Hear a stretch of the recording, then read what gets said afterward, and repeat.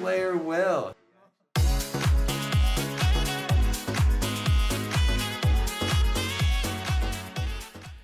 Welcome back, Visions fans. Ready Player Will here. This is the well overdue Strategist Oldoa review. I wanted to wait on this because I had a very strong initial impression, but obviously with June being released, we got details of the Ashen King Mon in the future. I really wanted to have like a couple days to stress test her, where I didn't want the new power creep of the 4th anniversary to maybe misconstrue my initial thoughts, but now I'm fairly confident in what I'm seeing. But today, the character overview, the base and total stat analysis, we'll talk about the report card. I do have a new player snapshot that I've added in here. Obviously, I'd love to have feedback on that. We have the general thoughts. We'll go through the job, the TMR, the job-based vision cards, some general optimization and sample builds, and then the Truststones. All a lot of good stuff coming up. And so the brand new ICE unit added to the game, Strategist Oldoa, they've given her the unique main job of Ashen Strategist with the Devout and Scholar subjobs. She is part of the very popular, as of late, Staff Black Mage class, which equips hats, cloths, and accessories with a move of 3, jump of 1 as a 100 cost unit. I do give her the 97 faith recommendation. There is always some debates on, whether you go lower to take less magic damage, to go higher to do more damage yourself, what's the status effect game. So it really is kind of like a dynamic decision, but I think for her, I am comfortable with the 97. Now for the job, max range of 3 squares away, 2 AoE scaling, and 2 unit scaling. She does have 3 double-digit resistances here, 25% to strike, 20% to slash, and 20% to magic, neutral at 0 to pierce, and then minus 5% to missile. She really did come in initially as this like very anti-strike tank. You can obviously see that here in the starting number. She does do that and still so much more. Now the mastery ability, she's got 15% debuff weakening, 15% healing power, and the dream ability, she also gets 15 unit res and 30 elemental chain res. So like bing, bing, bing, bing, bing down the middle for nearly like every new age survivability mechanic you could think of. I did skip over at the ailments. 50% to sleep, that's the most important part. 50% to sleep, 50% to charm, and 10% to confusion. The sleep obviously is exceptionally powerful given what Helena can do, and honestly what a lot of other characters can do. There are like 2 to 3 other characters that do have sleep mechanics that she'll just completely laugh at. But overall, I'm pretty happy with a couple of those ailment resistances. Now, when we get into the base stats overall, again, the one thing about this character being a tank unit is that all of these stats are not going to be typical to what you see in your average damage dealer. They are obviously outliers in many regards. Speaking specifically of base HP, she is actually an outlier compared to the normal population. 4550, very, very high base HP, among one of the highest in the game. Absolutely love to see that as a starting point for her. Now for base magic, she's a magic scaling attacker. She does use magic attacks very, very low at that 336 in the much lower bucket. So she's going to end up around that like 1000 magic stat or so. Really nothing crazy. And so sure, I emphasize a little bit of magic for her, but it's not a strong point by any means. Now, the base agility also skews below average. You're falling below the 25th percentile of all units in the game. Base agility at 54. Again, it's not the end of the story, but starting off this low, she never really recovers from it either. There's not a lot to really amplify it. We'll see that in a couple other slides here, but base agility, a little below average, obviously. The base dexterity is also well below the median here, but she is at least in that central tendency of units. It's actually a little bit higher than I would have expected for a tank unit. I actually see her crit hit more often than I would have expected, but overall base dexterity totally in a fine starting spot for her. And the base luck is also above average here. Not quite at that 75th percentile, but bucket-wise in those, where she is with a bunch of other units, she's absolutely in a healthy spot, so relative luck is also very good. Now, as we take those charts, kind of transform them into one, she is one of the outliers, so the HP obviously pops out as the strongest thing about her. The luck stat also coming across very strong. When we include the board nodes, the mastery abilities, a couple changes, the HP still a selling point. Everything else really just takes a slight step back. The agility obviously doesn't, just because of the board points. They give her 8 agility points, which is actually a couple points below average. So all things considered, base stat and total stat wise, not really a monster in that regard. She makes up for it in so many other ways, though, as we'll see. Now, agility, she starts off at that like 70, I think it's 73 agility. She also has no passives to increase it, so she does start off very low with those 15 and 8% vision cards, and she remains very low as one of the overall slower units. You can get her speed up to like a healthy 107, 108 in terms of total agility, but you're really topping out at that. She's not going to be much faster than that. And for crit hit and crit avoid, although she has that relatively decent base dexterity. Overall crit rate does start off relatively lower compared to other units. The crit avoidance rate also relatively average, not a strong point. These are not major considerations for her as a tank.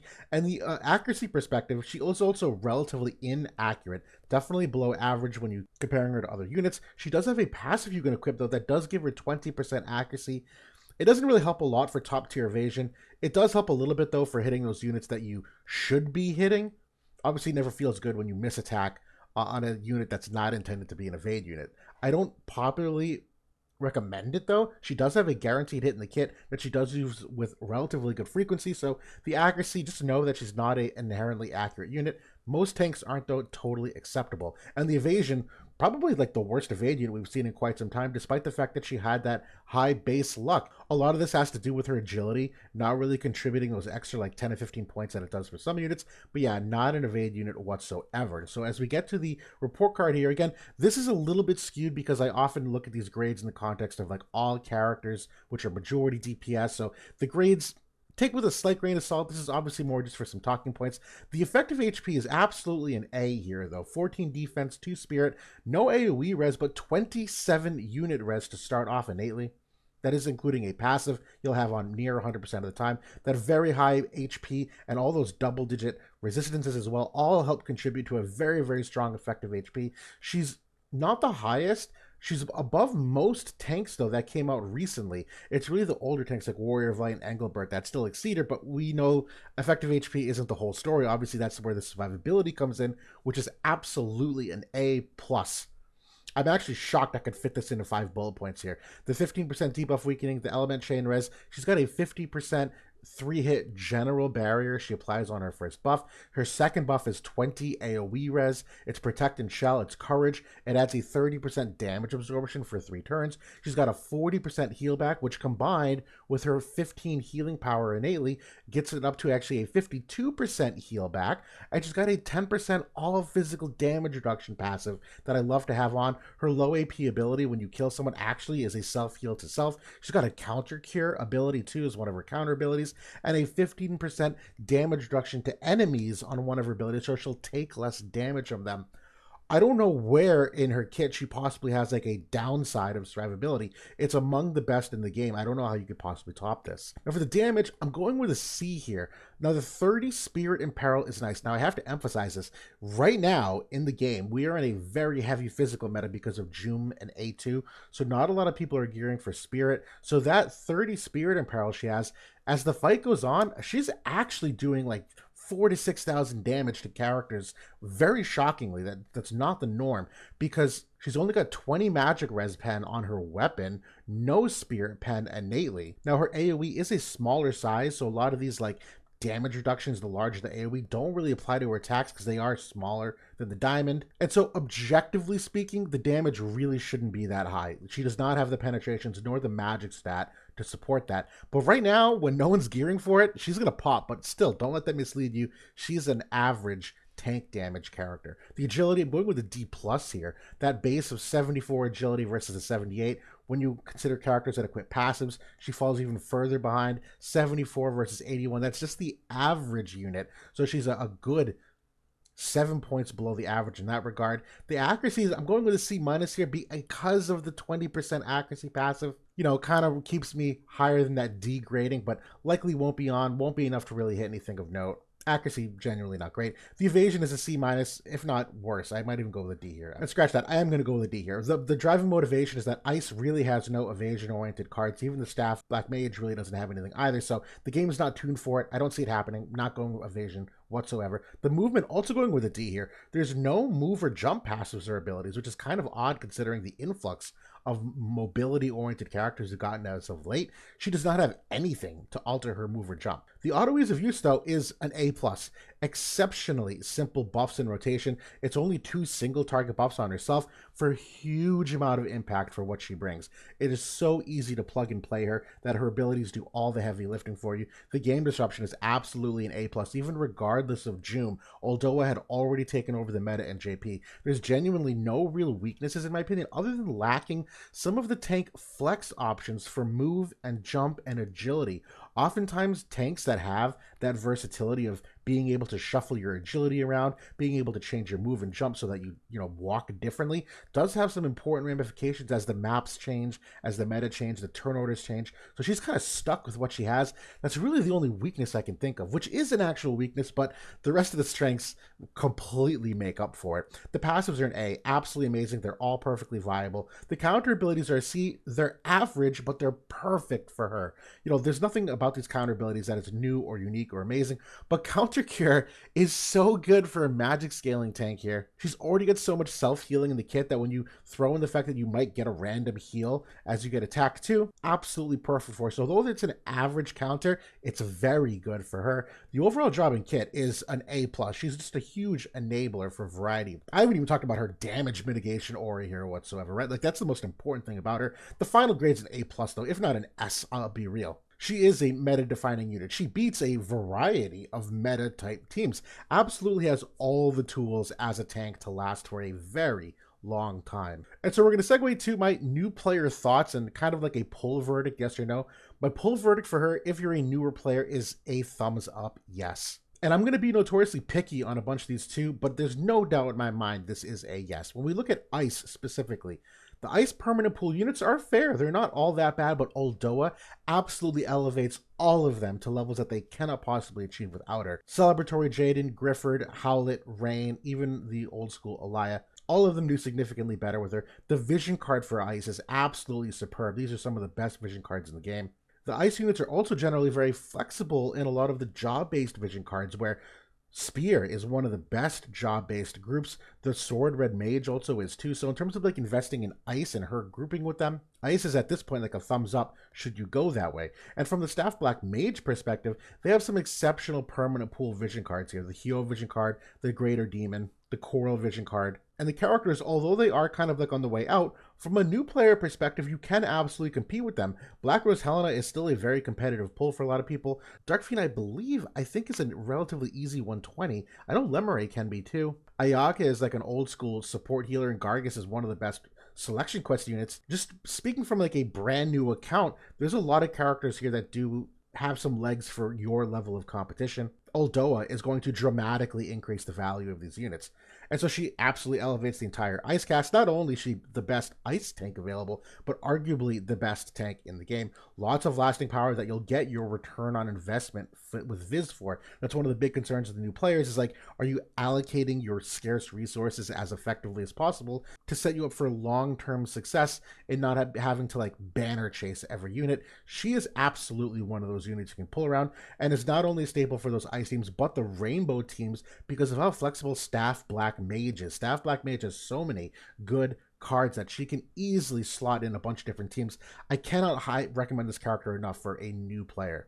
Now, for the general thoughts, kind of high-level things, absolute monster from a survivability standpoint. We already saw all those different survivability metrics. The only statistical weakness might be the lack of, like, innate AoE res, but she can get that on her second buff. Obviously, you can get that from a teammate buff as well, so it's not the end of the story. She has some wonderful self-sustain with the heal back when she falls below half health, the counter cure, the absorb 30% damage for 3 turns on a buff, the limit break also absorbs 30% damage, all with 15 healing power applied to all of these. The damage can be underrated too because of the 30 spirit in peril, where like right now we're in a physical meta, spirit values are like in the single digits, which means when you put someone 20 to 30% negative spirit, that's a 20 to 30% damage amplification for her on all the attacks after for 3 turns. The aura that she brings also has wonderful advantages. It's the 40% physical damage reduction. It dispels auto revive for teammates when they attack enemies for you, and prevents any CT down mechanics around her that characters like Bright Alaya cannot reduce your teammates' CT. Now, Oldoa's you can, because the aura does not apply to her herself, but for the teammates it affects. Now, she's some great sneaky utility too. The Select 2 is a 15% damage reduction of both physical and magic damage. She's got a magic barrier break on the 120 that also has 20% agility down, which if you are negating enemies' abilities to reduce your own CT, you being able to reduce their agility is a nice additional way to help flip that turn order. She's also got confusion and charm access for some potential status effects to throw in there. Very direct with how she operates. There's really not much room for sub-job flexibility or alternative buff options or movement. What you see is what you get. It's a 3-move unit, jump 1 unit with 2 buffs that you absolutely want to emphasize 100% of the time. Excellent hate management too, with 5 innately and another 8 on the first buff. There was a time there where a lot of these tanks could only generate hate on their second buff, which they don't always get off. A lot of them had longer ranges. She does not have that problem because she's a very short range, 3 squares away, so that she can very reliably get both those buffs off. But let's dive into the job and just see things a little bit closer. The Strategist Battle Hymn is a game changer here. It's the 5 hate, the 12 unit res, the heal back, the 12% HP. You'll always have this on 100% of the time. The rest of them, you can flex some of these. My personal favorite is very obviously Ashen Endurance for the 10% all physical damage reduction and the 12% strike res, but I realistically could see some times where you go for Scholarly Intuition should you need the extra 20% for some specific matchups. Devout Intuition, we're getting to the place now where decreasing enemy defense pen and decreasing enemy spirit pen is kind of coming into the fold as a relative strength. If you want to stack up a defense, this is a good option. Knowledge Preserves actually is important for a breakpoint for cast times, which I'll very briefly touch upon. But yeah, these 2 recommended. The counters, I can't go wrong with Counter Cure. I mean, the damage reduction for Feign Misfortune is fine, but it's so cancerous to be able to constantly keep herself near full. Absolutely recommend Counter Cure for this. And then for the main job buffs, 2 exceptional ones, and I have them in order of her priority. The first one is that 50% general barrier, the extra 8 hate. It's the aura for herself with all those effects that we talked about a couple slides ago. The second one is the AoE res. It's the Protect and Shell. It's also Courage for self and the damage absorption for 3 turns. Both these are exceptionally strong. And when we look at that aura, again, it's the 40% physical damage reduction, the CT nullification, and you allow your allies to dispel auto re-raise. Very, very strong. Now for the main job offensive abilities, we have 4 different ice type magic scaling abilities. 2 of them have cast times of 360, and this is where I briefly wanted to talk about it. A Truststone passive of -200 actually does nothing for these breakpoints. Even 250 if you went Sage Staff +6 does not do anything for these breakpoints. The only way, these are currently 3 tick abilities, goes 360, 720, 1080. So it's 3 ticks for her to use these. The only way to get them down to 2 ticks is if you equip the Knowledge Reserves passive and you have a Truststone passive. When you have that 400 CT down, then you can get these down to 2 tick abilities. But regardless, I love the Soul Reap ability here for a late game extra survivability with the heal and the defense and spirit. The Mad Pillar Stratagem is interesting that it's non-reflectable. It's the only one here. It's a select 2 that absorbs 30% of the damage and reduces enemy damage with that small chance to confuse. Mindbuster is probably her most popularly used one. Just because of the 30 Spirit Imperil, she'll almost always open up the fight with this. It's also the guaranteed hit. And Weak Link Stratagem is the magic barrier break that is also the decreased agility. This one is going to be used relatively equally with Mad Pillar Stratagem. It depends on the enemy AoE and unit res, depends on the cast time and turn order. There's a couple factors here, but great main job. Now the Limit Break is another close range cross shape. It's a general dispel, absorbs damage, and increases all attack resistance. So slash res, pierce res, missile res, all of those things. 15% for 3 turns. This is a wonderful mid-fight Limit Break. Now for the Subjobs, I don't think there's anything here on any of these that I prefer. Virtue's Blessing is fair as a teammate buff for the Ice Res and Wind Res. A lot of tanks have had this. I've always enjoyed theory crafting it. Very niche that these actually end up coming to fruition though. I know Dialdo has one that's similar that I like in concept, but not actually in practice. And Discord Stratagem, I actually don't like this ability because it's never going to be used ever with the main job unless you run out of casts of Mad Pillar Stratagem. And the basic idea is, so let me get my screen straight. The basic idea is this is a 185% mod as a single target ability. Now the game always wants to maximize damage as it pertains to how it determines attack priority. The Mad Pillar Stratagem is a 200% mod and it can hit 2 people. So not only can it potentially just do more damage by having double the amount of damage, but the modifier itself is also higher. So mathematically speaking, the AI will never prioritize this over the other one. This might be good in second Guild War fights where chance to charm when you run out of that ability on the main job, but nothing about this is really special. And the other one's Devout.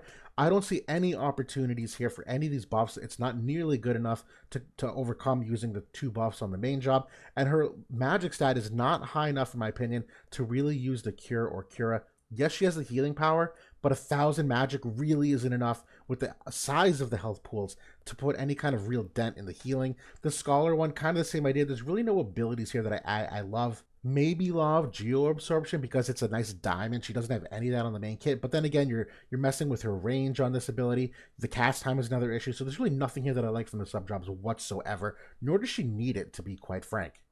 Now for the TMR review, I absolutely love this TMR. It not only has got the 4 agility, it's got a ton of HP for an accessory, 440 HP. It's a 25% defense buff, it's 30 elemental chain res, and it reduces enemy defense pen by 20 for 3 turns. So this obviously is a great way to retain your defense stat from a survivability perspective. I love that it's a self buff, so you don't have to worry about any weird AI repetition. This is a wonderful TMR that I've actively been using in this physical meta at the moment.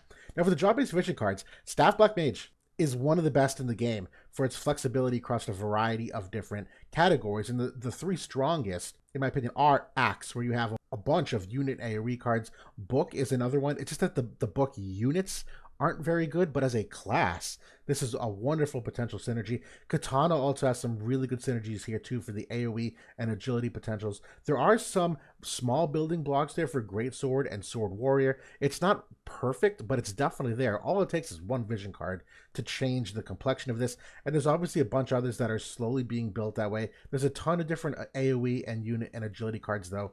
One of the best rainbow jobs in the game.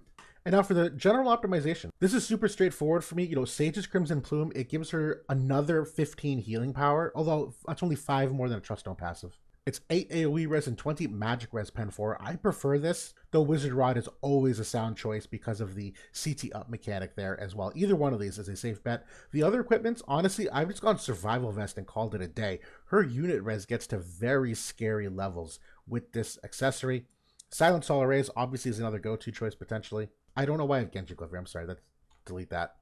But either of the pod accessories or the Alex Ring are always safe bets too. This isn't that complex in this state of the game. We kind of know what the best in slot equipments are for the most part. Now for the Espers, tank-wise, it's always matchup specific. Always. You want Espers that have the right kind of element res on it. Right now, Dark Siren's one of the best for the debuff weakening it applies. Accuracy is also very valuable just to make sure that they do get a little bit of accuracy somewhere. Greater Demon, Dark Siren, and right now for the meta, Phoenix is one of my favorites, where Phoenix has the strike res. It's got water res on it. You get to a very positive water res from this Esper. There's defense nodes on it too. There's a lot to like from that one for this current meta. And the TMRs, I'm not really thinking strong about these because you're not using the TMRs. These are stat sticks, so just go for the ones that have the highest agility. Keep it really simple. And now for the sample builds, I'm going with a ice water here team here, and although it's not mono ice, the stats of mono ice would be near similar for her. This is currently one of the top meta teams that we're seeing in the game. There are a couple flex options here for what you might throw in for sub-slot vision cards, but from a general build perspective, nothing crazy. It's her weapon, the Survival Vest. I went with the 2 passives I recommend. The Truststone set, I actually need to rework the Agility set Truststone passives here. I'll do that on the next slide, but it's a little too late for me to change this one. The general stats here, you're over 12,000 HP, 44 defense, you're at 1,100 magic, 107 agility, 65 unit res, 36 AoE res, some nice double digits here to the 37% strike and the 55% to magic. Again, very low on the penetration side of things. And I did throw in here as a future stat an effective HP calculation. And very briefly, this number itself doesn't mean anything. This number is meant to be used in the context of comparing other characters. And again, a recap of what effective HP is. It takes the HP stat and then it adds in mathematically, and I didn't create this, this is a known mathematical thing, it takes into account the resistances here, like defense and unit res and AoE res, so that it ends up adjusting to, instead of being like, what's the actual physical HP number, it's more like, how much damage do you have to do to kill the unit? And the easiest way I could possibly summarize this, you have a unit with 10,000 HP and a unit with 5,000 HP. The unit with 10,000 HP has no resistances. The unit with 5,000 HP is a 99% resistant to slash type attacks. So although they have a much lower HP number, you're going to have to effectively do way more damage to kill them because of how much slash res they have compared to the unit that has none. And so it's a way to normalize the number. So this number itself doesn't mean anything unless you start comparing it to other units. And so my goal is, I have these numbers here, as time goes on, I'll be able to compare to other units just to illustrate some of the gaps and differences in effective HP, I do have a mechanic in here to include the heal back that should she activate her heal back, that obviously extends her effective HP too. So this is a very new and raw section, but I do have this here for use. And the second team here is kind of like the original Staff Black Mage one that originally set the meta in JP. These vision cards, there's a little redundancy with some of the strike res, but I really wanted to maximize the AoE bestowed effects that the Halloween Lucia and Greater Demon Vision cards give. But you could certainly flex some of these. The Remu card is not necessary. You can do a bunch of different ones here. I kept the equips virtually the same and identical for everything. Stat-wise, a little bit less HP, but this is a wonderful illustration here. Yes, you formerly were at 12,462 and you're losing some HP, but her effective HP before was 53,397. It's higher now at 60,000, and the reason for that is if you look at the AoE res, you're going from 36 AoE res to 42 AoE res. And so it's one of those things where those resistances effectively make you have to do more damage to kill her. So the HP stat, while nice, higher resistances overall here. Much higher to the slash res and strike res, up in the 50s for both of them. Agility is still coming in around that 108 with a much higher magic stat, but that's because of the Remu sub vision card here. But overall, very happy with the stats of this tank when realistically the abilities are what makes her the most dangerous. And so for the Truststone recommendations, very briefly, the left side, always recommend HP, Defense, and Spirit. Those obviously give the healing power, but it takes some min-maxing with the TMR stats to really get the most benefit. Nothing crazy on the left side here. To go with the stereotypical element res, some of the, I'm sorry, another ninja edit. The status effects here for two different kinds. I would recommend Confusion and Immobilize at this moment, but that always shifts. For the right side, this is where things got a little tricky because it really depends on the weapon you're equipping. If you're strictly looking at her weapon in particular, I would go with the magic 20%, the spirit pen 10, the reaction block 20, accuracy 10, ice attack 10, magic attack 10. But some of these do change if you use the wizard rod instead. That's where you have to, put the magic res pen in or the healing power. There's a lot of flex, but realistically as a tank, the Truststone passives aren't a major contributor on the right side. They matter, but not nearly as much as a DPS unit. So really getting your left side in order is the most important thing. But that's the Strategist Oldoa review. Again, a wonderfully good unit, excellently timed. It's a pain to counter her in the meta at the moment with the new Joom unit, but this is a unit that will absolutely stay for quite some time. I know Summer Glaciella is a wonderful comparable as a physical damage aura tank that there's still so much you can do months later with how their aura effects works until there's a complete game balance change on the aura interaction. She's going to be one of the top tier premier tanks you could bring into the battle. So that's it for now. Thanks for watching. Thanks for your patience and letting me get this out, and I'll talk to y'all soon.